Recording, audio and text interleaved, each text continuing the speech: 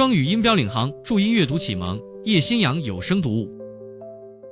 Cast Upon the Breakers by Horatio Alger. Chapter 1. A Faithless Guardian.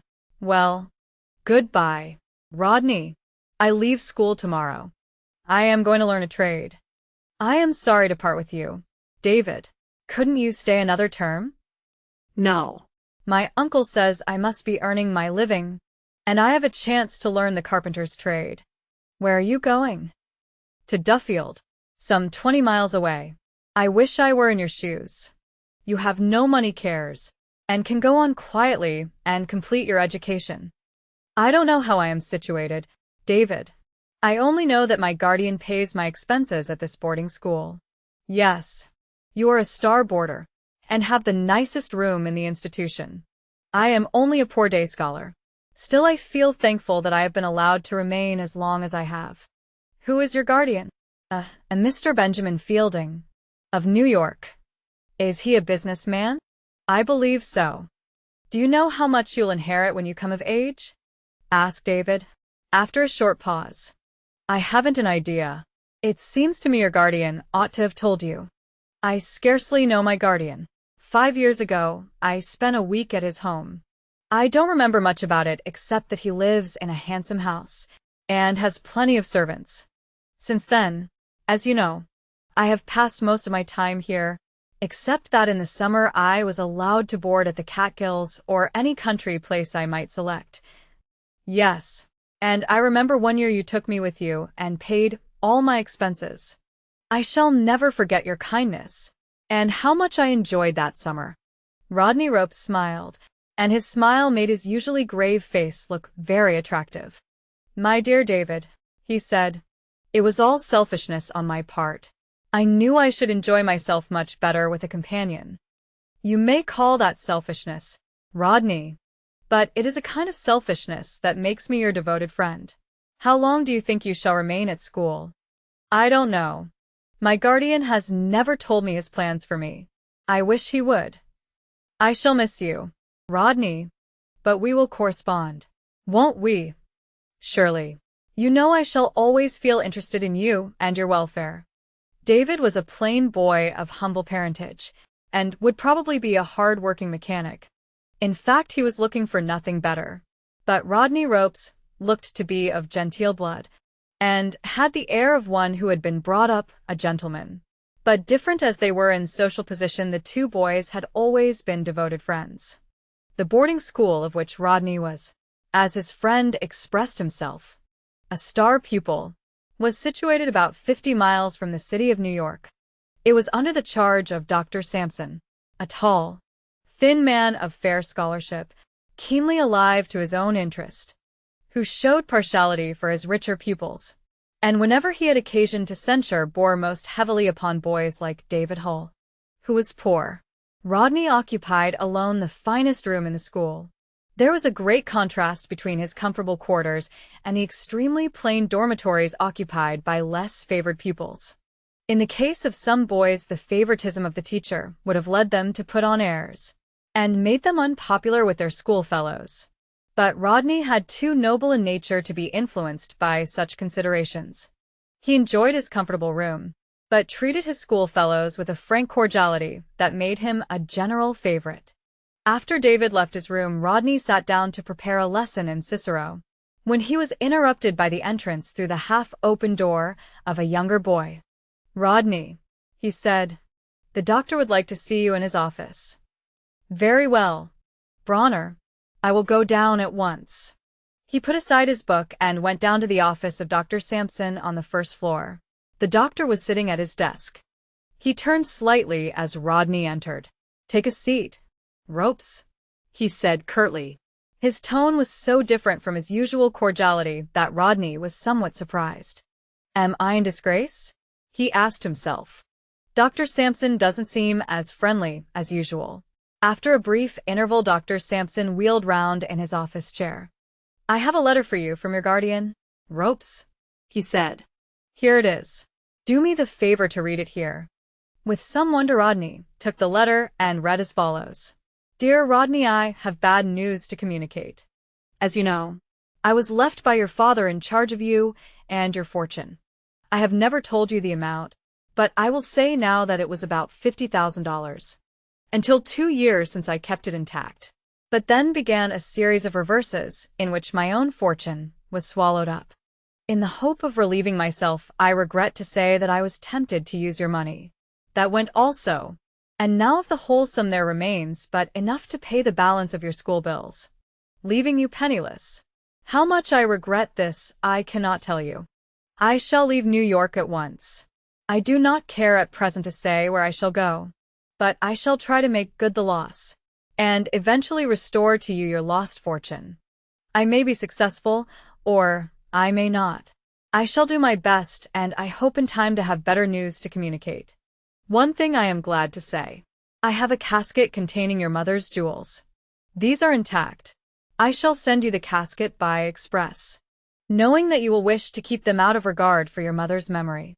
In case you are reduced to the necessity of pawning or selling them, I am sure that your mother, could she be consulted, would advise you to do so. This would be better than to have you suffer from want. There is nothing further for me to write except to repeat my regret and renew my promise to make up your lost fortune if I shall ever be able to do so. Your guardian, Benjamin Fielding. Rodney read this like one dazed. In an instant he was reduced from the position of a favorite of fortune to a needy boy, with his living to make. He could not help recalling what had passed between his friend David and himself earlier in the day. Now he was as poor as David poor. In fact, for David had a chance to learn a trade that would yield him a living, while he was utterly without resources, except in having an unusually good education. Well, said Dr. Sampson. Have you read your letter? Yes, sir. Your guardian wrote to me also. This is his letter. And he placed the brief epistle in Rodney's hands. Dr. Sampson. I have written my ward, Rodney Ropes, an important letter, which he will show you. The news which it contains will make it necessary for him to leave school. I enclose a check for $125. Keep whatever is due you, and give him the balance. Benjamin Fielding. I have read the letter, but I don't know what it means, said Dr. Sampson. Can you throw any light upon it? Here is my letter. Doctor. You can read it for yourself. Dr. Sampson's face changed as he read Rodney's letter. It changed and hardened, and his expression became quite different from that to which Rodney had been accustomed. This is a bad business. Ropes, said the doctor in a hard tone. He had always said Rodney before. Yes, sir. That was a handsome fortune which your father left you. Yes, sir. I never knew before how much it amounted to. You only learn when you have lost it. Mr. Fielding has treated you shamefully. Yes, sir. I suppose he has. But he says he will try to make it up to me in the future. Pish. That is all humbug. Even if he is favored by fortune, you will never get back a cent. I think I shall. Sir. You are young. You do not know the iniquities of businessmen. I do. I prefer to hope for the best. Just as you please. Have you anything more to say to me? Only that I will figure up your account and see how much money is to come to you out of the check your guardian has sent. You can stay here till Monday. Then you will find it best to make new arrangements. Very well, sir. Rodney left the room, realizing that Dr. Sampson's feelings had been changed by his pupil's reverse of fortune. It was the way of the world, but it was not a pleasant way. And Rodney felt depressed. Chapter 2. The Casket of Jewels. It was not till the latter part of the afternoon that the casket arrived. Rodney was occupied with a recitation, and it was only in the evening that he got an opportunity to open it. There was a pearl necklace, very handsome, a pair of bracelets, 2 gold chains, some minor articles of jewelry, and a gold ring.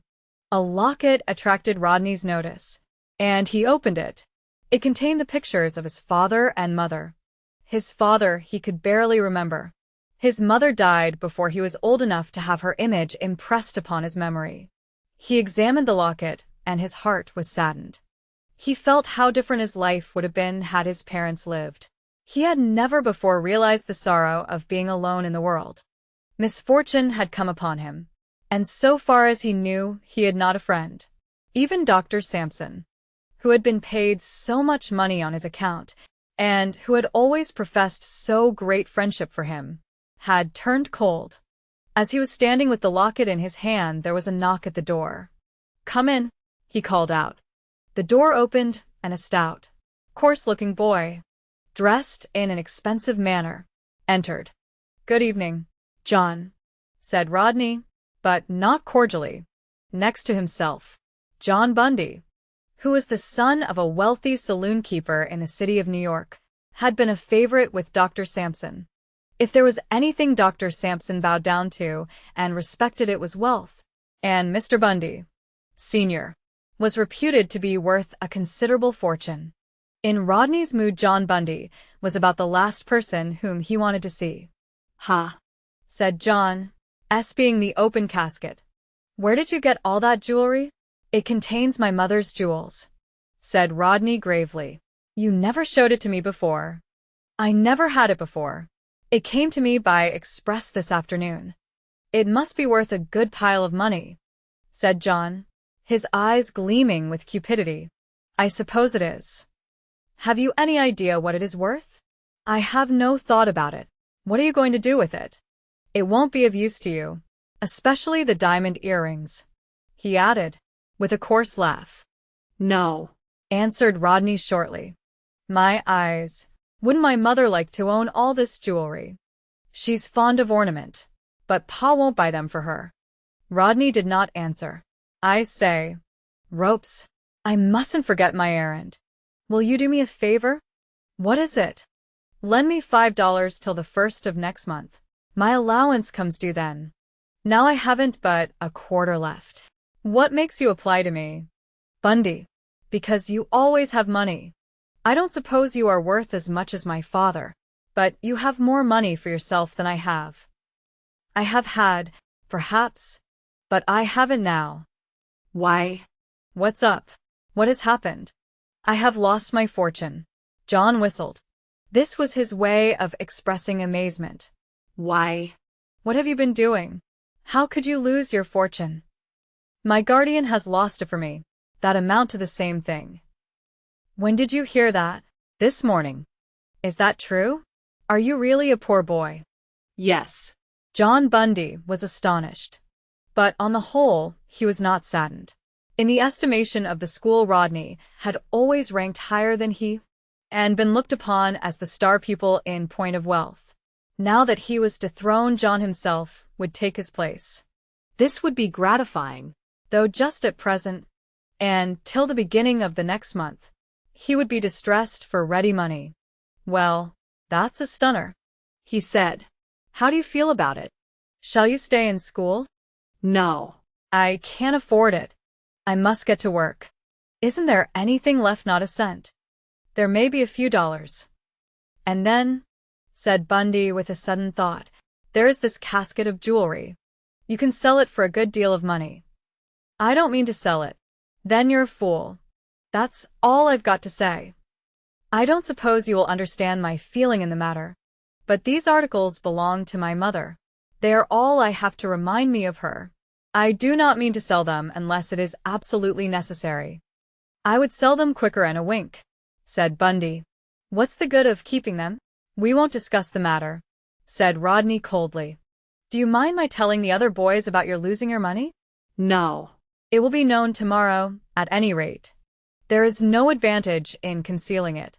A heavy step was heard outside. It stopped before the door. "I must be getting," said Bundy, "or I'll get into trouble." It was against the rule at the school for boys to make calls upon each other in the evening unless permission were given. John Bundy opened the door suddenly, and to his dismay found himself facing the rigid figure of Dr. Sampson, the principal. "How do you happen to be here, Bundy?" asked the doctor sternly. "Please, sir, I was sympathizing with Ropes on his losing his money," said Bundy with ready wit. "Very well. I will excuse you this time. I'm awful sorry for you, Ropes," said Bundy effusively. "Thank you," responded Rodney. "You can go now," said the principal. "I have a little business with Master Ropes." All right, sir. Good night. Good night. Won't you sit down, Dr. Sampson? Said Rodney politely. And he took the casket from the chair. Yes. I wish to have 5 minutes conversation with you. So these are the jewels. Are they? Yes, sir. They seem to be quite valuable, went on the doctor, lifting the pearl necklace and poising it in his fingers. It will be well for you to have them appraised by a jeweler. It would, sir, if I wished to sell them, but I mean to keep them as they are. I would hardly advise it. You will need the money. Probably you do not know how near penniless you are. No, sir. I don't know. Your guardian, as you are aware, sent me a check for $125. I have figured up how much of this sum is due to me, and I find it to be $113.37. Yes, sir, said Rodney indifferently. This leaves for you only $11.63. You follow me, do you not? Yes, sir. Have you any money saved up from your allowance? A few dollars only, sir. Ahem. That is a pity. You will need all you can raise. But of course you did not anticipate what has occurred. No, sir. I will throw off the 37 cents, said the principal magnanimously, and give you back $12. I would rather pay you the whole amount of your bill, said Rodney. Ahem. Well, perhaps that would be more businesslike.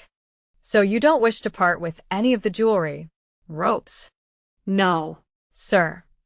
I thought, perhaps, by way of helping you, I would take the earrings, and perhaps the necklace, off your hands and present them to Mrs. Sampson.